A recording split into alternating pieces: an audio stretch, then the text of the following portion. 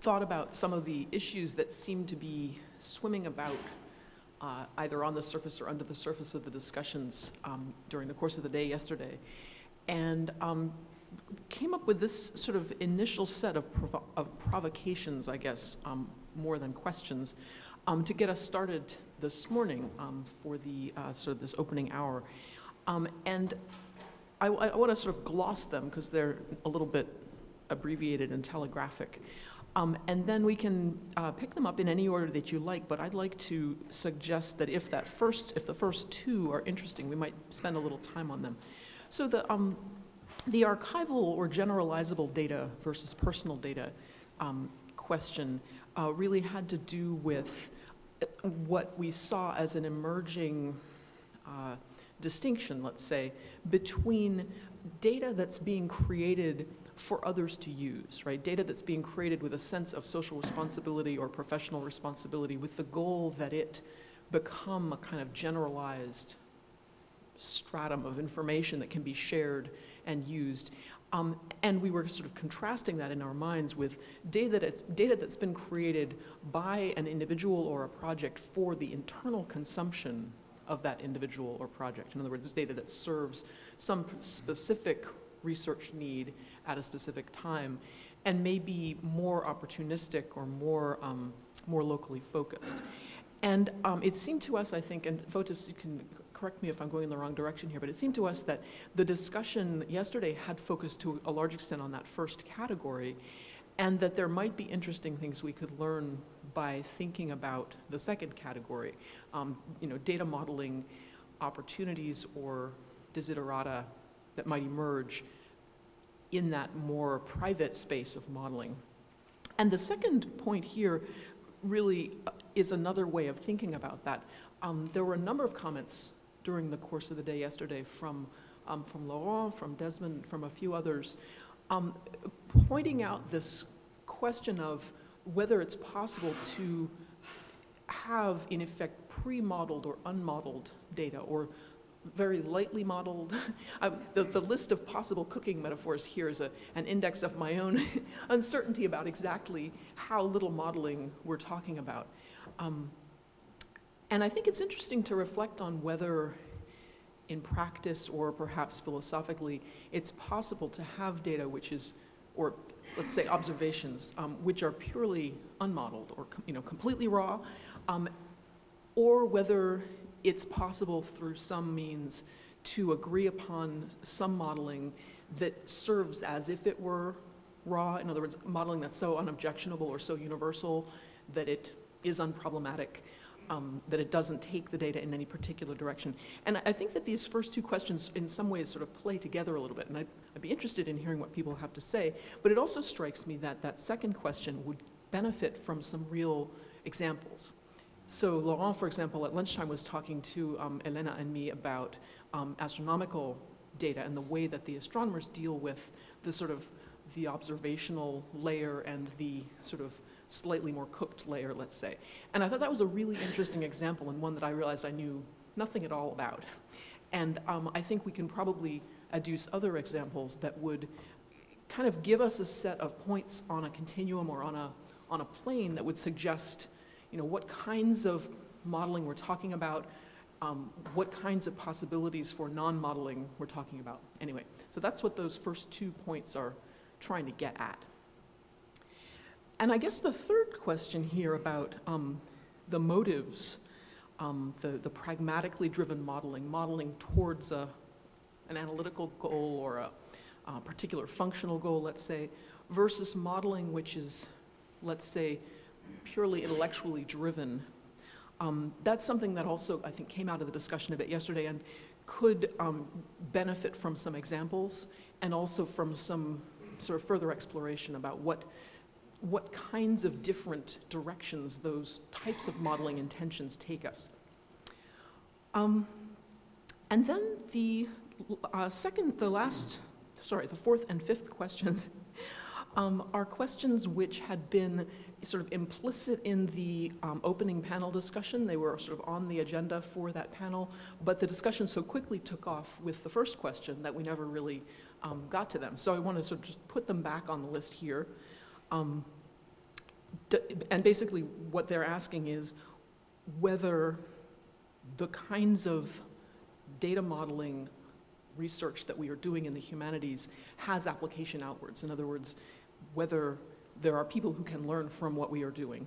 And the implication of what Laurent opened by saying that the humanities data poses hard problems is especially interesting. That might lead us to some ideas there. And then I guess the fifth question is essentially the same question restated in a different way. And then obviously if there are other questions we'd like to put on the agenda, now's a good time to do it. So, yes, Laurent. I wanted to do the three first questions together and come back to something we lost during the day, which is basically the introduction given by Wendell and these Lego metaphor in a way. That is, how much should we orient our discussions toward the identification of a toolbox for the researcher, which would allow to identify how much of those bricks do we need to have an archival format, as opposed to a lot of specialized brick like the wall Wendell edit to the department we told yesterday, to actually have personal data. And you would have more or less the same kind of reading grid for the second question. So raw data, or how do you call that, parboiled, blanchy maybe. Like you just put in hot water and to peel that. Okay, it would be just taking a few blocks of that. What is the basic blocks that you would offer to prepare a very flat edition that could be used afterwards by other researchers? And the third question is a little bit of the same thing.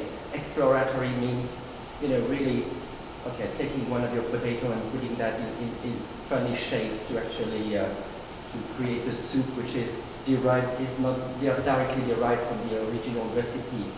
I'm going from Lego to the kitchen, but you see what I mean? And this is an essential aspect, because we really need to identify what are those basic concepts. And my favorite example, because you asked for an example, is really lexical data, where from a flat scan of a dictionary, you can build that structure at a very deep level according to the kind of observations you want, or links with other data sources you would have elsewhere. And that's probably a possible orientation there. Other examples that we can make this guy? Yesterday we mentioned chatting at lunch. What can be the raw data for a text content from a document? We mentioned the possibility that it could be just a digitization, the photograph of the pages. And I would like to discuss a little bit this point, in the sense that a page of a manuscript is not a unit that has been ever recognized when it was produced as a unit, because manuscripts are made of folios, not of pages, or openings, or gatherings, or other unit. So this raw that we can think, which is, before we start editing, before we start to do anything, it's just a photograph, actually is already a big assumption that we are, mostly as digitizer, as librarians, that want to take the picture of an object that was never conceived of. So this is something that I would like, there's a lot of discussion in majorist digital humanities people that say what is floating pages, disembodied pages mean. And there is a lot of uneasiness in that community about this form of digitization that does not represent the object, the material object at all, and is misleading in many cases. So can I ask you to say a little more? I'm wondering whether the problem with the manuscript page, for example, as a unit of rawness, is that it is there some other thing that the manuscript editing community, let's say, could agree upon, and that just happens to not be it? Or is it that there is no unit from which one could then build all of the other higher level units? In other words, that there's not any single raw thing like, the individual surface or something like that. Right, exactly. Is there a primitive there, or is it that there is no possibility of a primitive because of fundamental differences in the way that members of that community need to think about the data? More the latter. There is, because it depends on the period, on the area. Someone will tell you that is the choir, that is the only unit that makes some sense. Someone will say the folio, or the bifolio, even more so. So that's the point. The point is that there is only one model at the moment. I call it a model because this photograph do answer to some research question. For instance, reading from far a text in a way that you cannot read from even a close inspection of naked eye. So there is some benefits from that digitization, but it's only one of the models possible. I would claim that there is a possibility of more models. And there is the big lesson, what I was aiming at my intervention was that there isn't such a thing as raw data. There is only, even when you think that is the minimum approach you can take, which is just a photograph, is already making an assumption and is already making an interpretation on what you think this object is. So like that's cans of tomatoes that come with a basil leaf already in. it already comes with basil. Yeah. Probably I'm not going to put this in kitchen metaphors, but I think we have to discuss, because raw is misleading. There is no raw in this sense of primitives, which are unreducible atoms or something like that. But you could say that we have very strong, at specific times in history, we have very strong assumptions in a culture what constitutes a unit. And for example, a book, and all our knowledge how to handle a book, and that it's delimited in many ways from its surroundings, makes it a unit. And then to say, okay, I'm cutting this in half or anything else, we would have, it would be misleading. And if we just concentrate on parts of the book, it would be against these assumptions. But I think we don't, if we talk about raw data, we really talk about the social construction of the objects we want to reconstruct in the medium of the digital. And then many of these problems disappear if you rephrase it like that, because you say, okay, we have a social construction, it's always a construction, there is nothing behind that to do, but then you can reconstruct a construction. That's rather nice. I would accept that, amplify that, and yet also point out that although maybe the conceptual problem disappears, the practical problem opens up in the most dramatic form. Because come back to what Laurent was just saying, part of the issue here is that if we can't even agree on what the primitives are, then we come back to the issue of getting our hands dirty, right? Who is it that gets to define the model? Am I the scholar defining the model that other scholars, other readers, other students will be consumers of, right? Or am I going to be operating a canning factory and then they will just use my product? Or are we all engaged in this? And are they also at liberty, in effect, to unpack and undo and redo and completely reinvent the way I work? And I think that within the tradition of humanities, clearly, I think that although we understand that there's going to be a lot of the first activity, right? I mean, publishers do reasonable and important work. Nevertheless, there needs to be opportunities for the latter activity, where I'm actually, it's not just the ancient manuscript that's my raw material, it's my conception of the ancient manuscript and my representation of that manuscript in the various forms that I have available to me. So it comes back to the architectures at the lower levels of the system, where we've got bitmaps and we've got encoded texts, and we've got the raw material at that level, which needs to be handled and managed and understood, right? And I think that this is really tied up with the issue of the individual workflow, the methodological practice of the scholar and the student, and also with pedagogical problems and how do we get into this, because nobody gets into this sort of knowing everything, right? We kind of have to figure it out as we go along, which means that when we're earlier on, maybe we need to assemble a few packages of instant rice or whatever, but as we get more sophisticated, we're not going to be doing that anymore. We're going to be doing the real thing. And so there's plenty of role and opportunity for both approaches, where I'm creating something that's prepackaged that it's going to be downloaded on your phone and you'll read it on the train. And yet at the same time, there also needs to be the sharing and the distribution of much more fluid protein, right? I mean, this is the word I used in my abstract, that something, things that don't necessarily have a defined shape, which you as the user and receiver are going to then complete, right? So we get this huge spectrum of problems to address there. Following up on what Wendell was saying about workflow, I've been thinking about the politics of workflow, and a lot of what we've said assumes that individual scholars are using digital resources that are created by libraries or institutions that know how to create this thing, that think about modeling. But I think more and more there's a lot of self-created, scholar-created digital representations of material that are of interest. So I'm most familiar with historians who will go to archives, and many archives now allow cameras in the reading room. So a scholar will have thousands of photographs on their hard drive, organized in various ways in folders, and there's a certain ad hoc modeling that takes place that way. There's a lot of transcription that goes on in Microsoft Word, and even in Excel spreadsheets, and there's a certain kind of modeling that goes on there, and some of it is really part of graduate methodological training. You write down which box and folder you were looking at when you transcribe them, for example. And I think that's worth considering in this context, because a lot of that isn't really, we wouldn't think of it as data. It's rotting in people's attics, more or less, but it might be of value. I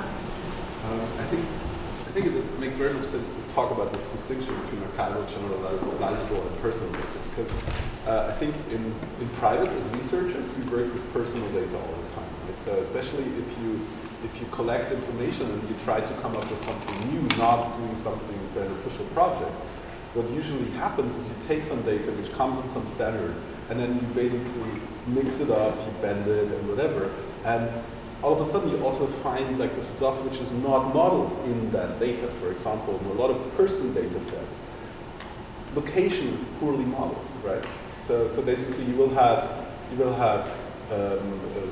different notations for different locations and stuff like that. That is even worse if you go to publicly aggregated sources such as Wikipedia, right? Where everybody can enter whatever he or she wants in square brackets, right? And basically this kind of normalization thing is something where we say, okay, Ulaanbaatar is really Ulaanbaatar is the same thing, right? But that's not necessarily done by the person entering data somewhere. And there can be a mistake, it can be the person doesn't have time. So I think for a scholarly process of data modeling, we need some minimal standard. And I think the minimal standard is actually very, very minimal. It's a little bit like in a scholarly publication, you need something to refer to, right? The natural sciences don't do that. They refer to, even if it's a monograph with 450 pages, in Nature you would see only the monograph. But in the humanities, we actually say, okay, page 432 notes this and that, especially this and that sentence, or something like that sometimes, right? And I think we need the same equivalent. If somebody points out something in data, that meaning so, talking about something, say the shadow on the wall, right? We have to, if that's a scholarly discussion, we have to expect to say, okay, if you want to talk about that shadow, please give it a URI or something, like an identifier. And if you can, point out the equivalence in some public data model, because if you come up with, say, idiosyncratic data model : shadow, right, is something which I can't really work with, but if you can say Dublin Core : shadow, if that exists, then please put it in, right?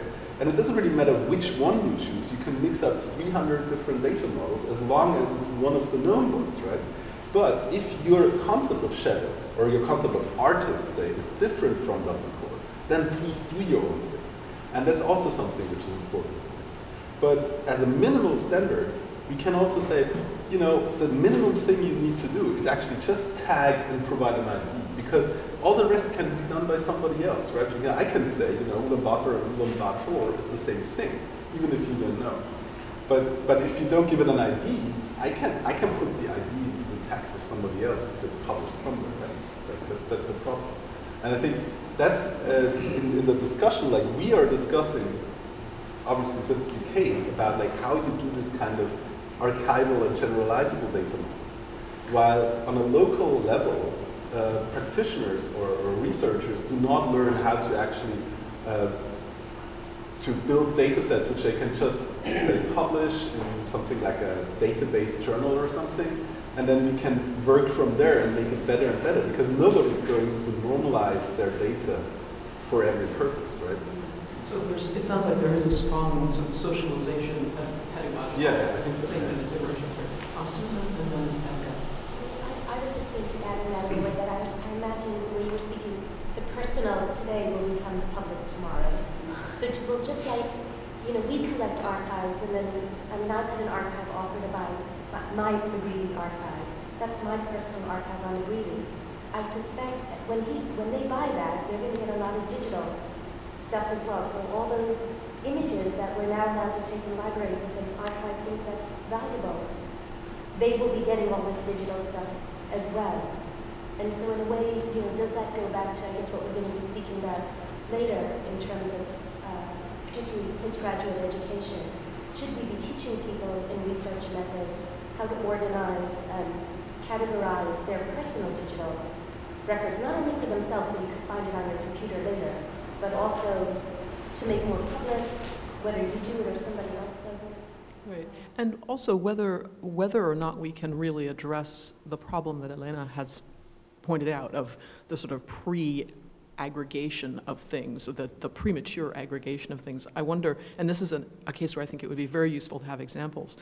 I wonder whether it might be possible at least to do as little pre-aggregation as possible. In other words, getting back to Laurent's suggestion, if as part of the good practice that people are learning and adopting in their graduate training, we say, if you're going to digitize something, at least, put one surface per file or something, make sure there's metadata at the level of the individual thing rather than something bigger, so that it can be decomposed and treated in as modular a way as possible. Did you more to?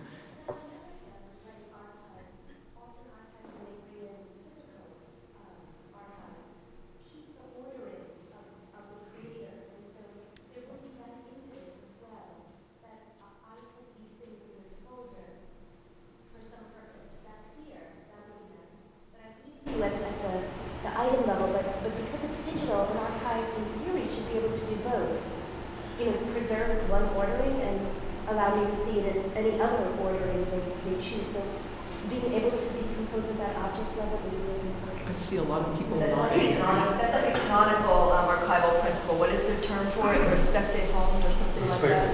Yeah.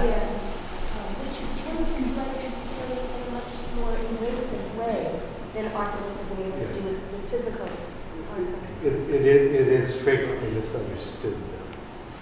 What the sense of original order is, it's more a reflection of how were these records used, and so the order of the records reflects that usage.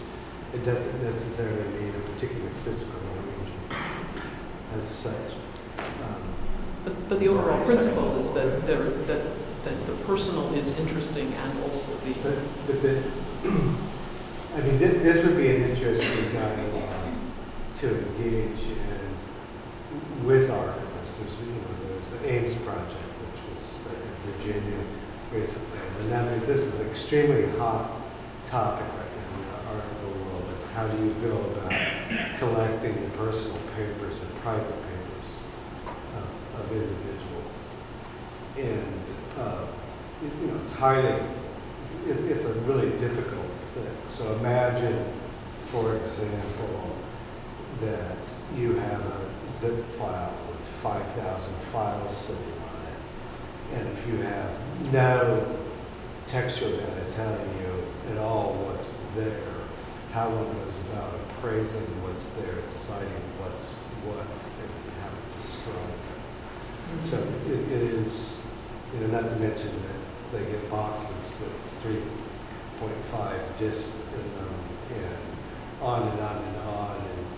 things written in WordPerfect 1.0 and so on.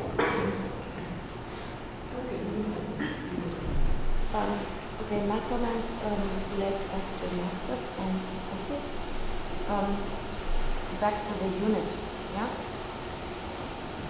I'm a linguist, so for me things are probably a bit easy. But if as linguists, we wouldn't agree, we didn't agree on what the unit is we're actually looking at, we couldn't do anything, yeah? So we agree what the units are, we analyze. They are words, they are sentences, you know, things like that. If we didn't agree on this, we could go nowhere, yeah? I mean, we basically agree, yeah? So it's a compromise as well, yeah? So your word may not be my word exactly, but so it's an approximation or okay. But we need to do this. Yeah? So this goes back to what you said. So we say, what are these units? I don't know. We usually talk about. It's a very important issue. It has to do with the notion of semantic interoperability, which we've not tackled so much yesterday, but we should probably do. But it's not so much of agreeing, is that once we, you look at a primary source with a certain perspective, if you decide to identify words there, you need to be able to refer to a kind of semantic repository of concepts where you would say, I mean word in the sense of, let's say, W in the TI, if this is your background, what have you? I mean, it could be others. But at least to be able to have some semantic standpoints where you can actually articulate whatever the combinations of the Lego bricks you have afterwards. You make sure, I mean, this is the little drawing you said, well, this is the length and the width of what I mean by this kind of Lego brick. If you use something else, it's another concept. That's right, and to come back to Max's point, yeah, only if you have that unit, you can address it. And this is what you need to do. So, I want to just observe that this seems to be a crucial question, and I wonder whether different communities would answer your question of whether we have basic agreement. I mean, I saw some people kind of nodding and some people going, and I wonder how many of us think we're working in communities where there is basic agreement at this point?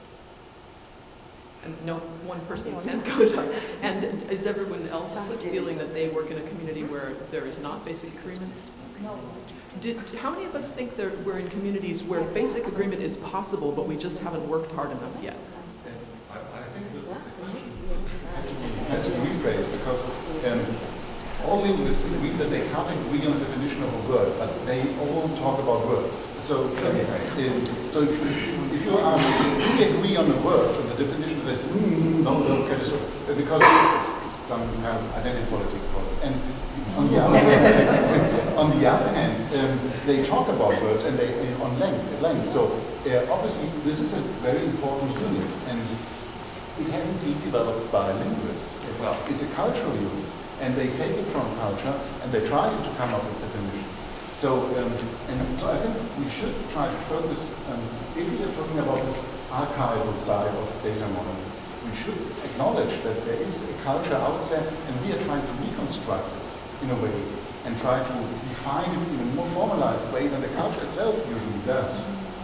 And that this is the hard work we are doing. That it's not that that there is nothing out there and we are totally free to do what we want. Well, There is also a community for which not even talking about word is possible. And they fight over 40 years, about 60 years in the use of technical paleography. They cannot agree on what these kind of things is on the page. What would you call that? Grapheme, character, glyph, or whatever. So they haven't even started to talk about that. They keep screaming at each other. There is a committee that is doing the dictionary since 60 years. They haven't even agreed on the first letter. Well, they did. They're still screaming about it. But what I wanted to say is that, yes, these primitives, these things, they are all models in their labels. And there is one characteristic of models I need to really get in mind, is based on selection.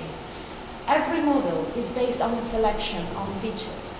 And this selection is cultural driven, as you say, surely. And so I wouldn't really spend that much more time and say which is the primitives, because those primitives are always cultural in all fructose selection. We just need to be clear what they are and offer alternatives, possible and more than one model, no one that is hegemonizing all the scholarship in it. The plurality of those models will make the scholarship go on, because they are all affected by the fact that we choose some features respect to others, and my features will influence the works of others. So I would like us to say this, that there isn't such a thing as the small primitive unit, because they're all affected by our understanding of things. That's it. Yeah, you guys, this is bad. It's much worse. Because in the work that I do, which is largely with not-for-profit commercial publishing, the situation we have is that people believe they agree much more than they actually do. And in fact, I see a lot of this in the academic environment as well. It's a situation as if everybody was sort of getting together with their Lego bricks, and they weren't actually commensurable. They weren't, they were knockoff Legos. They weren't real Legos. They don't really, they don't really fit together very well. But everybody's sort of building things and sort of cramming things together. They're sort of ungainly. They don't really work, but they work well enough, right? And so, it's not simply a matter of coming up from the bottom to agree on what our primitives are. It's also an understanding and identifying where we actually are not agreeing, even when we think we are, or when we're using the same terms to mean different things. And this is something which we only discover in the instance when things don't really work very well. I mean, we've been talking about this quite a lot in the TI community, and the problem, with relation to the problem of data interchange, which is a core problem.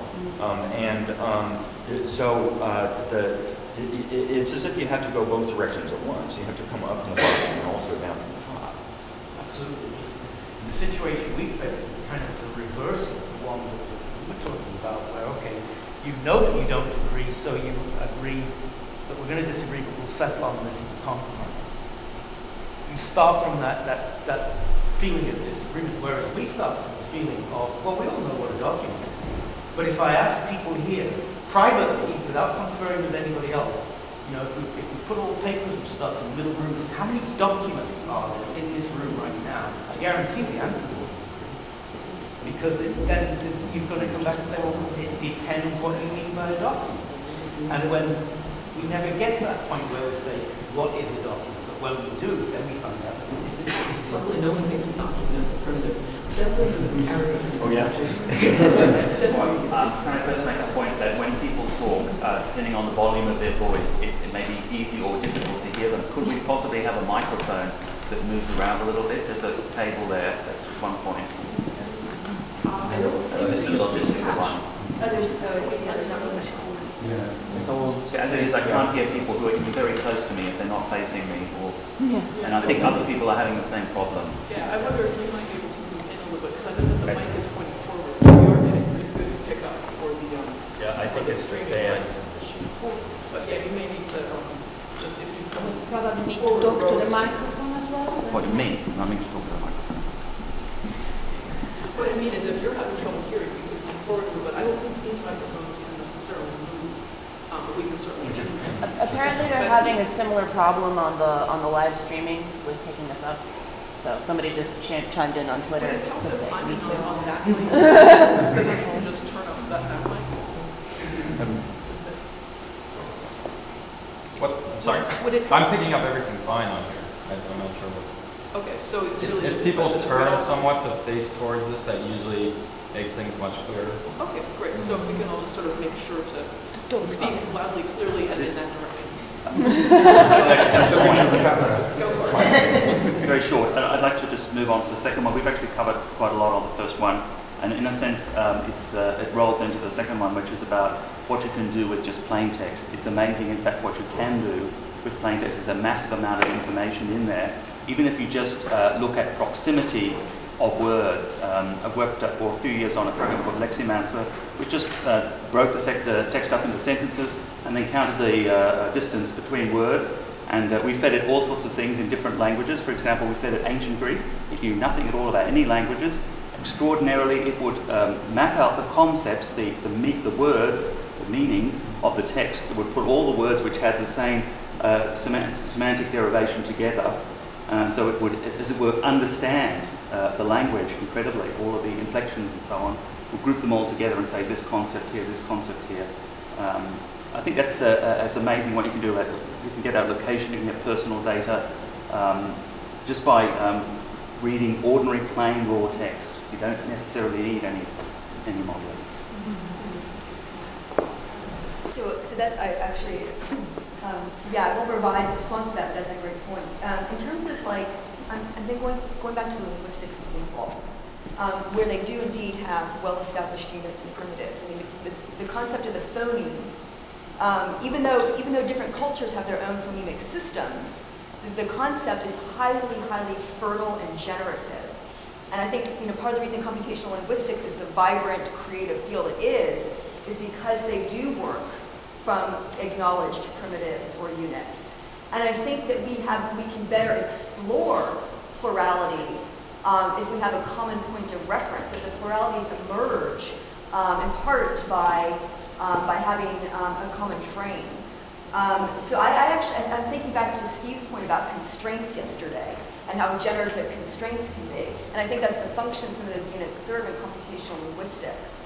It goes back to the conversation we had yesterday about discrete versus continuous representations and how actually important discrete representations are. And I think there was some ambiguity about whether those discrete representations are how arbitrary or capricious they are on the one hand versus kind of motivated on the other hand. And I think they are cultural, they are contingent, but I don't think they're arbitrary or capricious. And so I think giving some really kind of digging into the philosophical questions about how we carve artifacts or phenomena at the joints to create those discrete representations is important work. And I think one of the ways you can get at this pedagogically and as a research community is to do more of some of the things that people were saying before. I mean, Susan's point about the private bleeding into the public. I'm thinking of Dan Cohen's notion of the hidden archive, the way that Zotero, something like a tool like Zotero exposes the hidden archive. That we can do this in our own work as a way of kind of exposing the intermediate genres we produce or intermediate artifacts we produce as we're trying to design data models or ontologies to kind of make that work of carving at the joints explicit.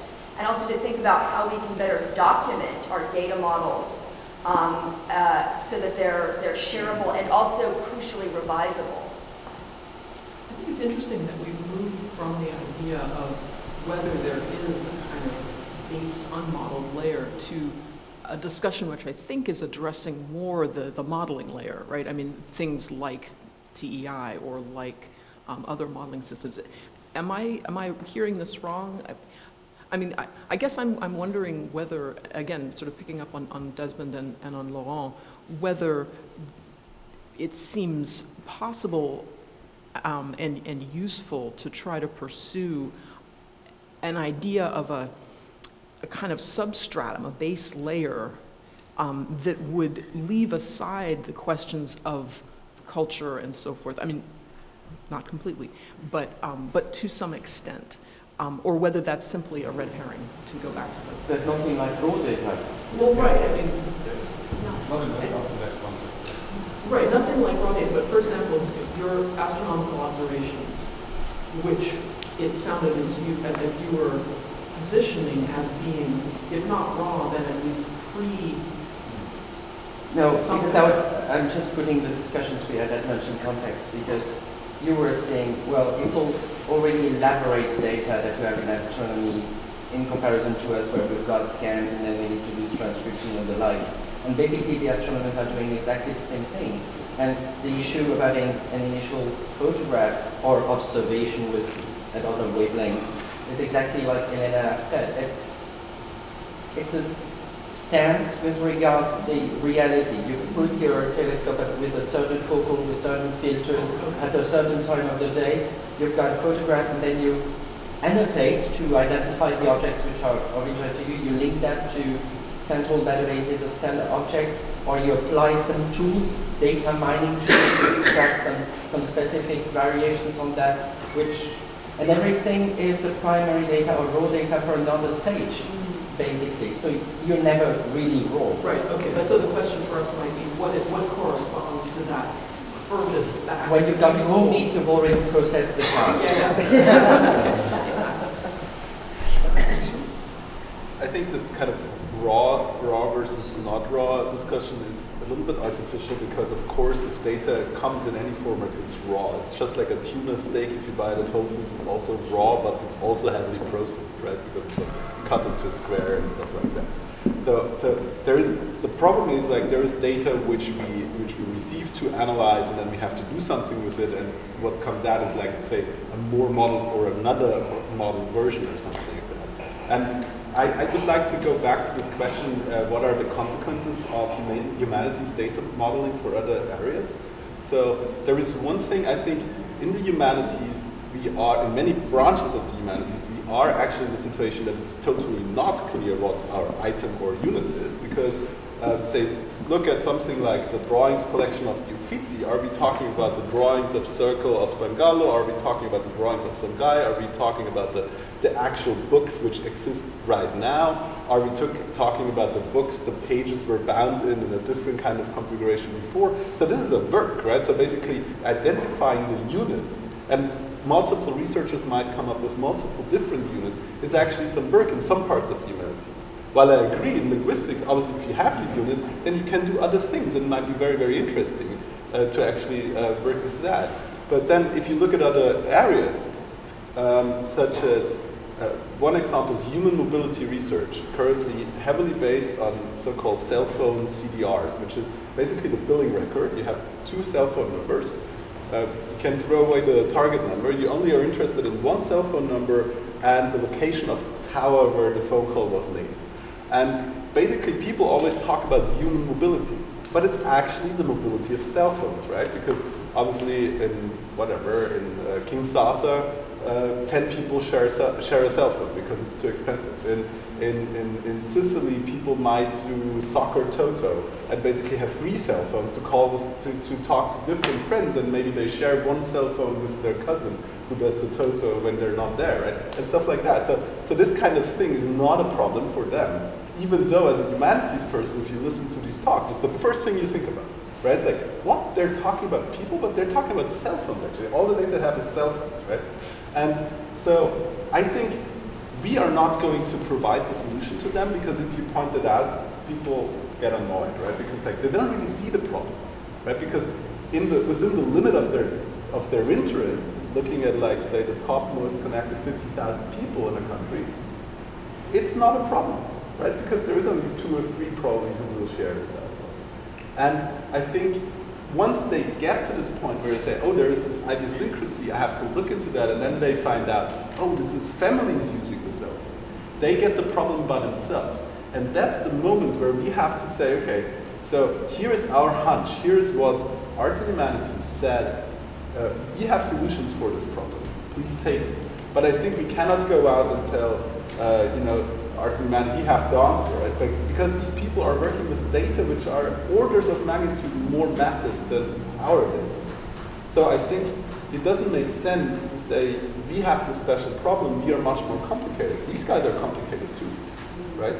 So probably it makes sense to come up with a solution in our kind of platform, and then have systematic kind of talks, like in network science, there's this NetSci conference where people come together, social science, economics, physics, biology, whatever, and they listen to talk from each other. It's constructed to listen to all these different things. And there you learn, oh, the biologists have a really good solution how to work with sampling bias. These people have a really good solution to work with data models and stuff like that. And I think that's the kind of procedure we need to establish, right? And that's not in place at all, right? Is it?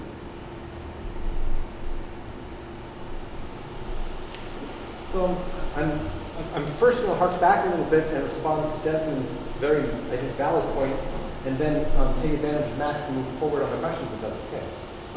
First, Desmond, I think, said something really interesting, which is worth harping on, which is worth examining a little bit, which is that sometimes the more simple we keep things, the better off we are. The quintessential example is Professor Eugene Charniak here at Brown during the late 1980s was one of the golden young CS professors of AI, of this artificial intelligence stuff, and he's still around, still doing AI, but nowadays he says, the simpler I keep the model and the stupider I make the algorithm, the better the results. And that's interesting stuff, I think. And that's I'm paraphrasing him a little, of course. But I think there's one point where I take issue with Desmond, which is that taking it just the words and looking just at word frequency kind of stuff isn't using a data model. To me, that is using a data model. It's perhaps a kind of simplistic model, but it's still a data model and an interesting one, right? That the interesting bit is just a set of words, and words are bounded by spaces or whatever the model might be. But then taking advantage of what Max just said, because I thought about moving to the next questions of where can we see consequences and what are the problems we can tackle for other domains. Part of me has perhaps an appropriate knee-jerk reaction to say, I don't want to go there. I don't want to know what the effects of my thoughts about data modeling here and now might be, because they might be so massive. We have evidence that we in the humanities at times had an enormous effect on the world's data modeling thought, XML being the primary example. This technology has swept the world by storm in every field. It uses XML sometimes in ridiculous ways. And it originated because people want to represent texts in legal places and stuff like that. The TIX pointer, extended pointer mechanism, which became X pointer, is another example of this place where a data model in the humanities kind of took over and expanded and did lots of interesting stuff that I for one, could never have predicted and would have felt stymied, I think, if I had. Maybe because I'm too small-minded, I don't know. One possible way to rephrase some of these questions might be the difference between encoding for discovery, which is sort of the private, or data modeling for discovery, which is the private, personal, and encoding for meaning, or data modeling for meaning, which maybe is where we take things when we're, okay, I think I'm done, here are my results, here is something that's publishable, and I mean, the hermeneutic spiral doesn't loop back sometimes. So if we end up as archivists with this idea that we should be respecting the original order, often we get a jumble of half-formed thoughts and things that are still being worked through.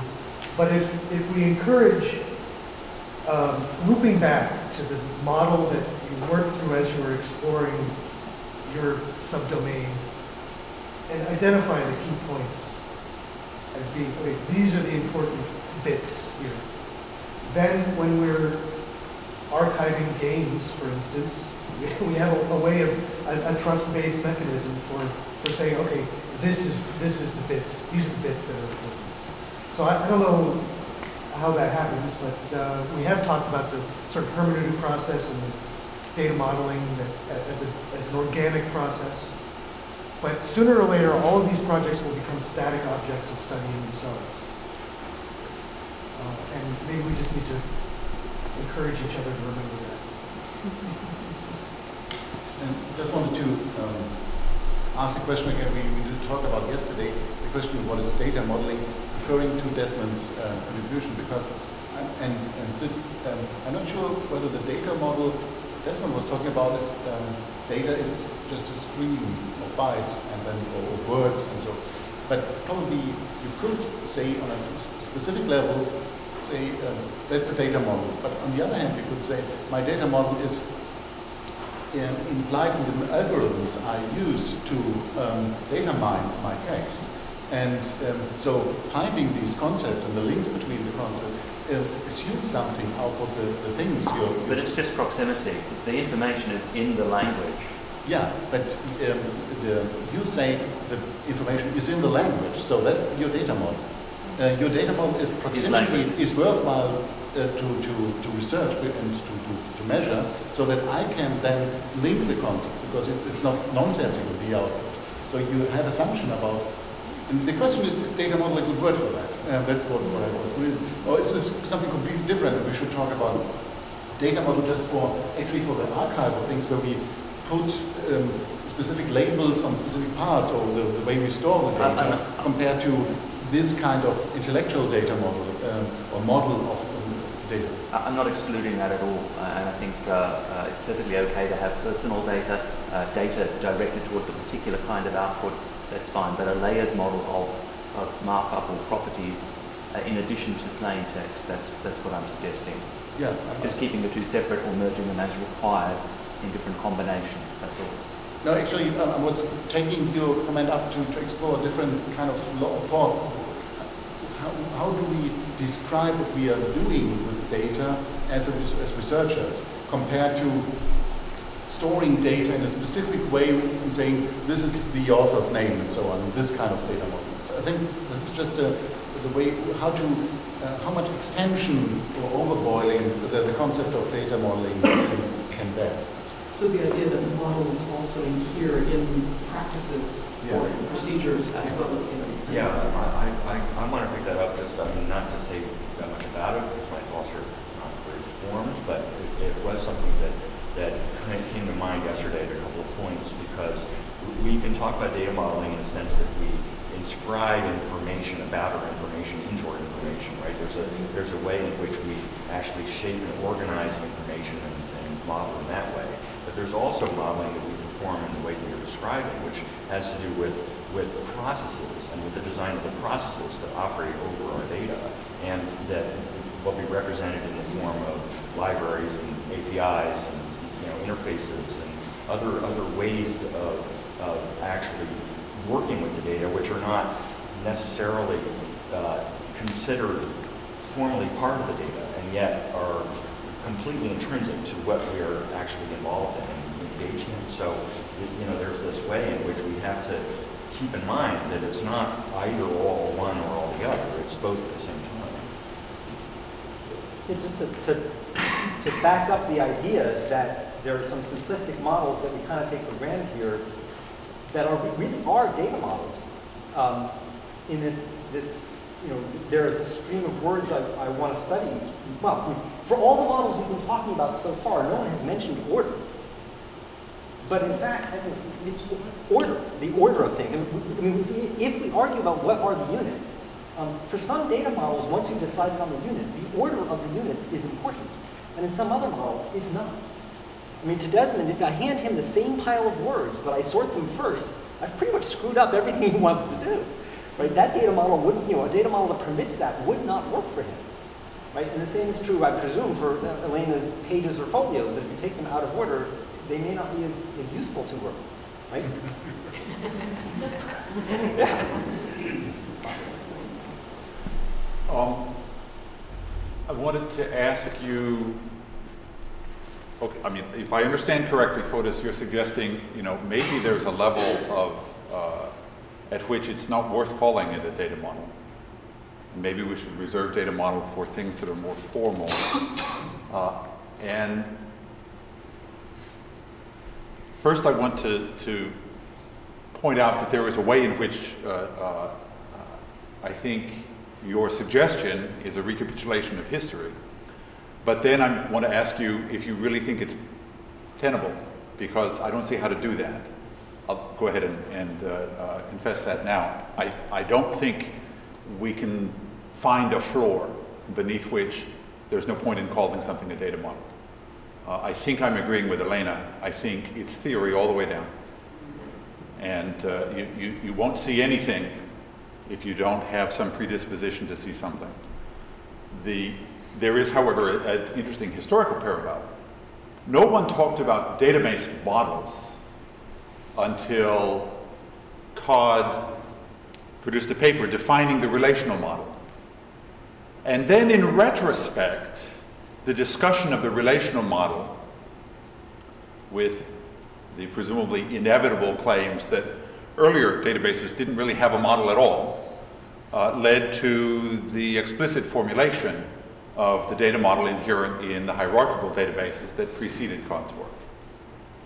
And so there's a sense in which I think we use the term data model for our attempt to make our assumptions explicit. And when they are implicit, in particular, when we're not aware of it. We're not going to call, we're going to be tempted to say there is no model here. But my inclination is to believe, no, there is always a model there. There are models that we're not yet conscious of, because we're only talking to people who share these assumptions. Actually, I think we have two problems, two separate problems. The one is actually the extension of the concept of data modeling.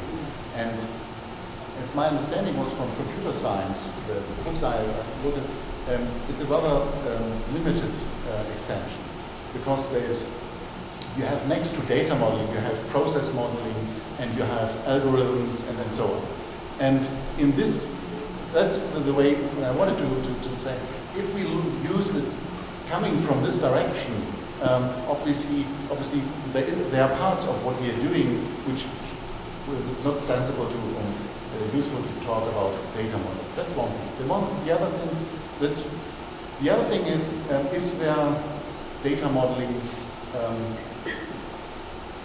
are there primitives, or things like that?